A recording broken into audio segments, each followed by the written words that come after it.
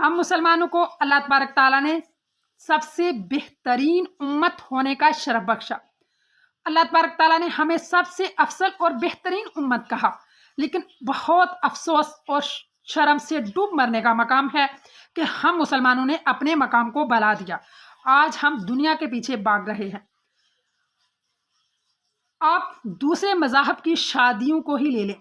Christian अपनी शादियाँ जाकर चर्च में करते हैं, यहूदी अपनी शादियाँ अपने इबादत गाहों में करती हैं, यहाँ तक कि हिंदू भी अपनी शादियाँ मंदिर में जाकर करते हैं, बुद्ध मत भी अपनी शादियाँ अपने इबादत खानों में करते हैं। लेकिन हम मुसलमान, हमने अपने दीन को छोड़ दिया और हम अपनी शादियों में शैतान को दावत देते हैं, ऐसी ऐसी रसूमात अदा करते हैं जिनका सलाम में कोई तसव्वुर ही नहीं। और फिर हम कहते हैं कि हमारे घरों में बर्बादी है, तलाक की शरह बहुत ज़्यादा बढ़ गई है।